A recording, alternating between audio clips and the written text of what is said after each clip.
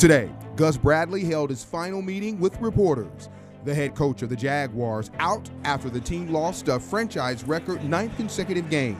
The record, what took place, I take full responsibility for it. I have no excuses.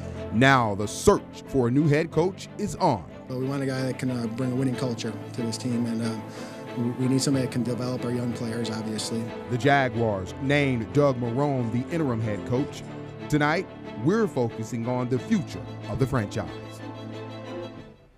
Good evening. Tonight, the future of the franchise is uncertain. The Jaguars fired head coach Gus Bradley last night, and tonight the search is on for a new head coach. And we have been covering the story since it broke last night. We have team coverage for you. Sports director Chris Porter explains when the decision to fire Gus Bradley was made. Brittany Dion has reaction from business leaders on the economic impact. And Alyssa Lang is live tonight at Everbank with what Gus Bradley is saying today. But we begin with sports director Chris Porter. Chris?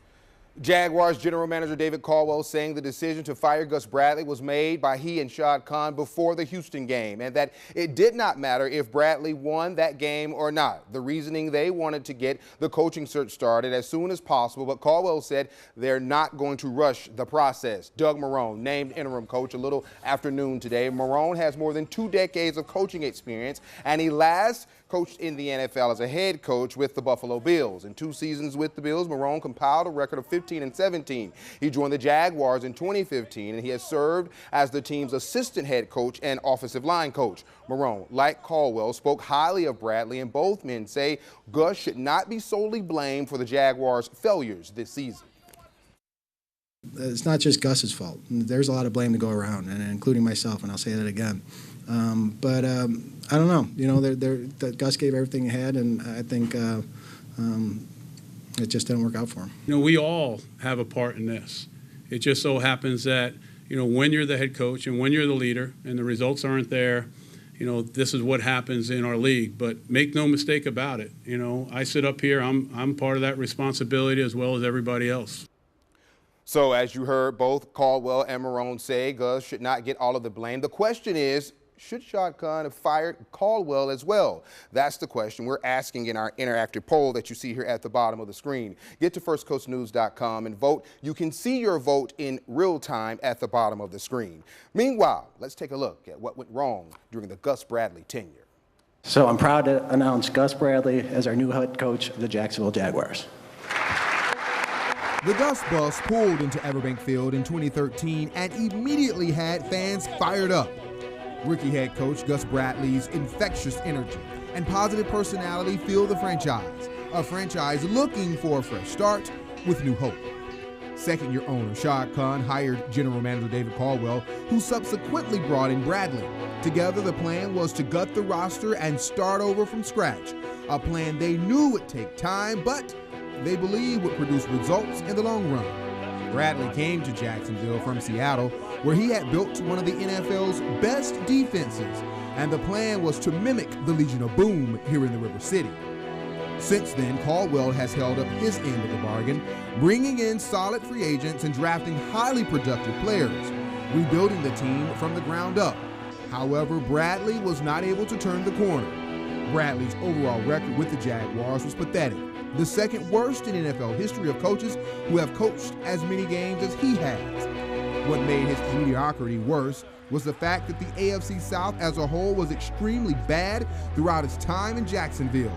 And while he can hang his hat on the fact that he never finished last in the division, he also never finished first or second. He was consistent, if anything. The only problem, he was consistently bad. When you see production in moving the ball, but the finish isn't there, or taking advantage of opportunities or these self-inflicted wounds, that's frustrating. It's very frustrating for our coaches and the players. And you know, we've got to get over that hump. 2016 was supposed to be different. Following a 2015 season that saw a high-scoring offense, the team addressed the defense with a star-studded draft and high-priced free agent signings, the likes of Malik Jackson and Tashawn Gibson. The Jaguars were ready to compete for the playoffs. However, it never materialized. More than ever, the coaching staff stood out as the biggest problem holding the Jaguars back. The offense has regressed, and while the defense has showed promise, stupid mental mistakes, questionable play calling, and lots of penalties killed the Jaguars during the first quarter of the season, all of which points at coaching. The team believes the roster is too talented for the results they are seeing, and it's now time to trade in the Gus bus for a new model. For a coach that was given a very long leash, that leash finally snapped. In the words that Bradley became famous for during his time in Seattle, he did not do his job.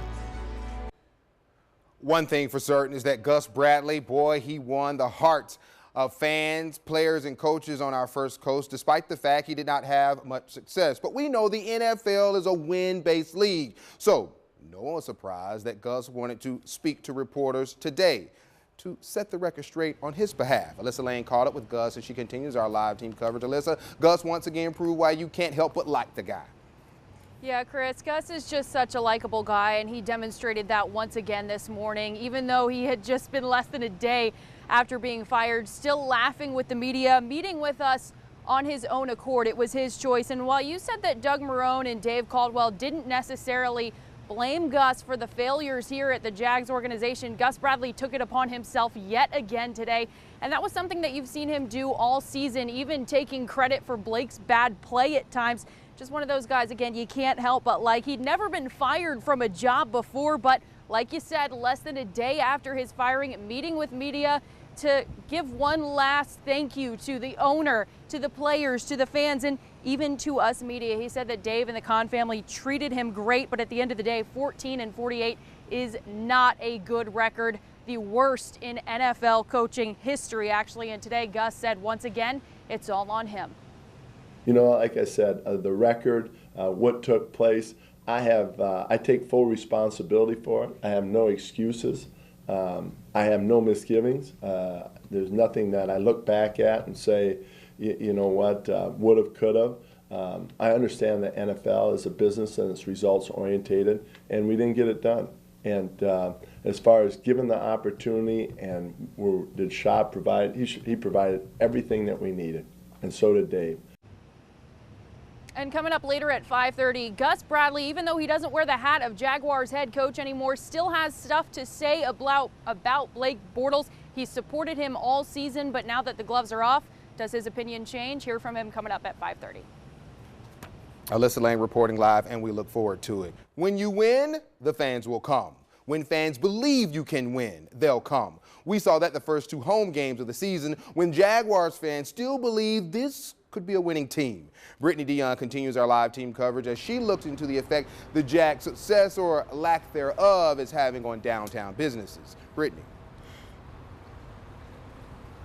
Well, Chris, win or lose, city leaders say the Jacksonville Jaguars have a major impact on the economic development of Jacksonville, especially our downtown area. Now, I'm over by one of the businesses that's in the sports complex. They definitely say that they have had a good year, regardless of how the Jags have been doing on the field. Now, the games, we know, draw thousands of fans out to Everbank Field when we have home games. And when the fans come, even from out of state, they spend money, which stimulates the existing businesses near the sports complex downtown, making this area more attractive to other businesses. And with the talks of redeveloping the shipyards along with Met Park and the additions going on at Everbank, city leaders say Jacksonville is winning. Take a listen. A lot of our identity is wrapped up in the Jaguars. When you go to other places and you say you're from Jacksonville, sometimes the first thing they think of is the Jaguars.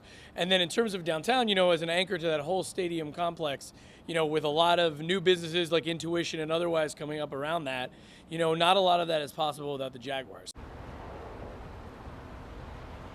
And of course, city leaders say there are still some challenges when they do lose those games. We'll talk more about that and hear from the owner of Jacksonville Sports Tavern coming up on First Coast News at 5:30. For now, we're live downtown. I'm Brittany Dion, First Coast News.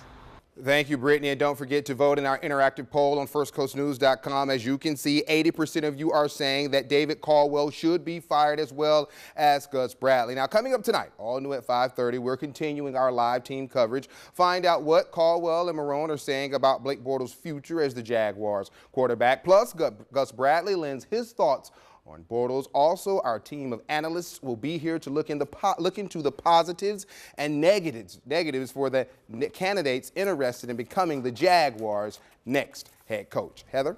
All right, Chris Porter, thank you very much. Well, after record warmth this weekend, cooler weather's here. So was some rain. Yeah, the sky may be alluding to the whole transition that's occurring right now with the Jags. On the other hand, I know some folks love the cooler weather because it helps you get in the Christmas spirit, so I'm all for that. Let's take a look. This is the transition, meteorologically speaking. That warm air that Heather was talking about, that's tropical air, and that's now being forced up and over the cooler air, the colder air, the polar air. This is actually the extreme southern fringes of that crazy cold air up north, places like Chicago. Yeah, they're supposed to be cold, but single-digit highs during the day today, and that's dropped deep into the south. Atlanta, very cold right now. We won't get necessarily very cold, but our temperatures will be dropping down at least to seasonable levels over the next couple of days. But because for the next 24 hours or so, tropical air will be riding up over the cooler air, we'll continue to have this. Now, we're for the most part looking at just some light showers, but for about the next hour or so, especially I-95 East, there could be a few brief downpours. We'll take a look at the few downpours that are lingering and the cooler temperatures to come in just a few moments. Thank you, Tim. Well, we first told you last night about a driver running into a gas pump at a Jacksonville gas station. Tonight, we've learned that man is an undocumented immigrant who did not have a license. Look at this video viewers sent us. It shows a fire at the Speedway gas station on Atlantic Boulevard near the Hart Expressway. This was Sunday morning. The vehicle's driver, seen in this mugshot if we have it, told police that he and others with him ran from the scene because he was scared that he was here illegally. The gas station will be shut down for at least the next few days. That right there is the suspect.